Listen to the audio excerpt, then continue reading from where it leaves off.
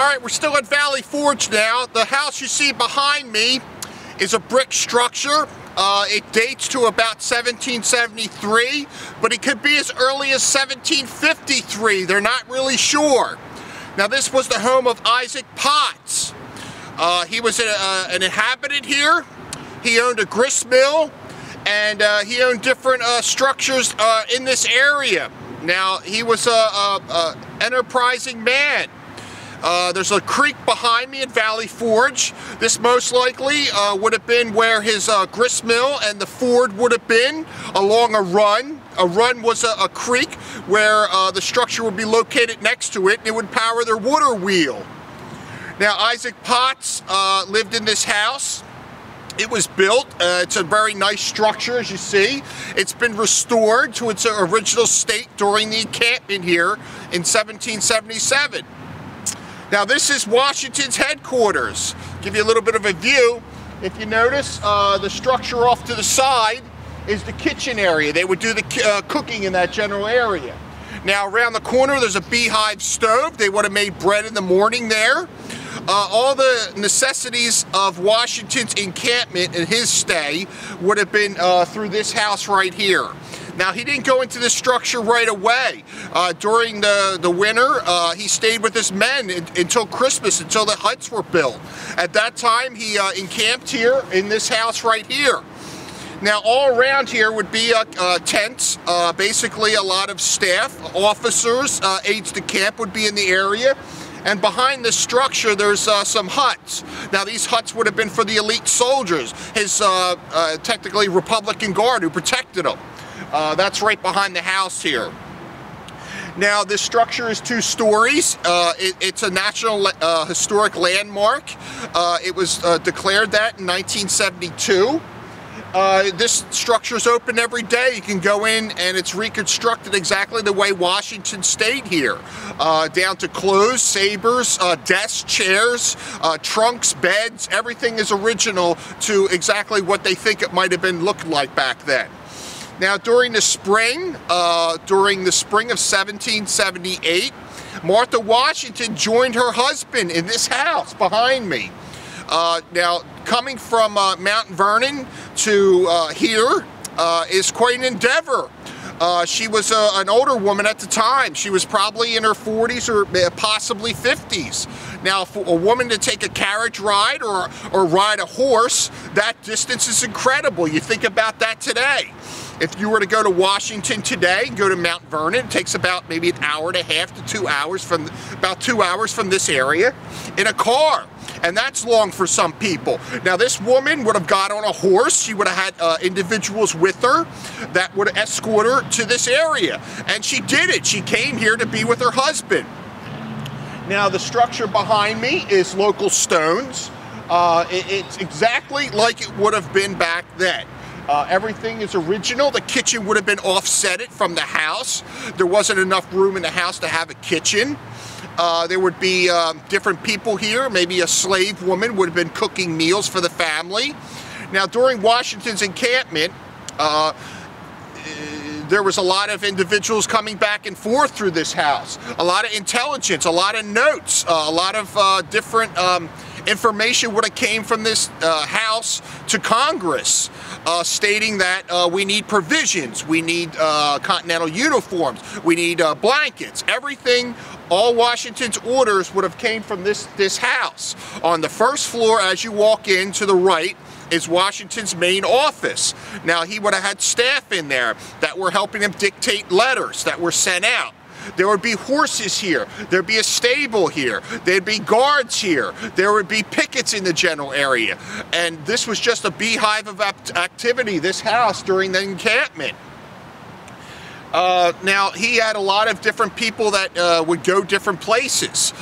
He had a lot of messengers that would go into different officers' quarters where Anthony Wayne would have been, and Sterling, and Sullivan, and Stevens. Everybody, all these divisions had a commander, and they had their own encampment in the area. There would have been messengers coming from this house, going to them, transferring orders to the troops. Now, a lot of the high-ranking officers had houses that they accommodated in the general area. Everybody, all the big commanders seemed to have a headquarters in this area. So they were well housed. But this is Washington's headquarters here. Now, a little bit more about the area is that there was a lot of archaeological digging that took place last year. Now, last year, what they were looking for, they dug a trench in back of this residence here, and what they were looking for, they were generally looking for a structure that was out back of this house that's noted by Washington. It was a log structure. There was a lot of people coming back and forth to this house. So what they had to do was make a separate living area for his aides de camp, people that were taking notes for him. So they built a log structure, as they think, in the back of this house. Now, what the excavations were at Valley Forge is they were looking for signs of this residence. Now, they dug a trench. People from the University of Pennsylvania were here. They looked in the back and they found where logs were in the ground. The earth was disturbed, and you could see a chalk, not an outline, but an outline of where the logs were. Now, they think that it was about 12 feet by 7 feet or 8 feet. And it would have housed a bunk area. It would have been a larger type of log structure. It would have been long. It would have been like a barracks in the back of this building. Now, Washington, Isaac Potts, leased this structure to him for the amount of time that he was here. They left in the summertime or the late spring of 1778. Now, Washington's headquarters is an iconic sight to see in Valley Forge. This is the most visited structure in Valley Forge. It's the most historic, as I think it, of all the structures at Valley Forge. That this house has withstand time, and it's been restored by the U.S. Parks Service. Now, this park's different from some other parks. This is not a local. This is a federal property.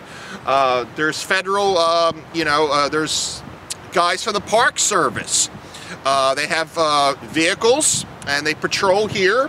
Now, the Park Service, this was taken over by the federal government, and they restore this to exactly like it would have been back then.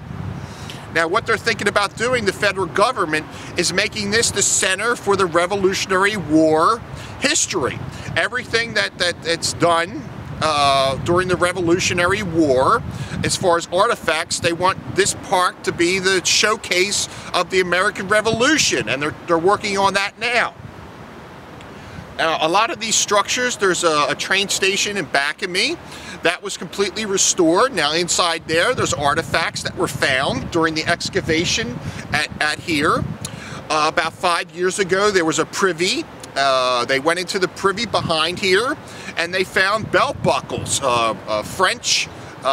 British buckles. Now, these buckles weren't iron, so they didn't deteriorate. They were made of brass. So when you take them out of the ground and clean them up, they look like they're brand new. There's one of them back there. They found china here.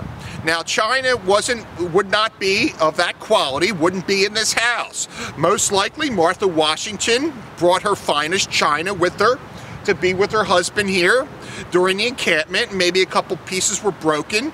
They were thrown into the privy, and because of this, during the excavations, we have a good idea what was brought here by Martha Washington.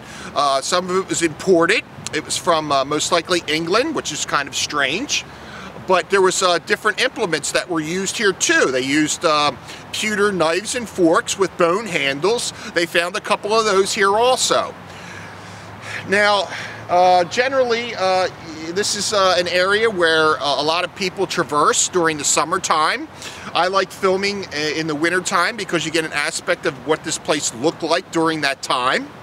Now, it would have been like it is now. This is a very warm winter this year. And, you always think of Valley Forge as being covered with snow.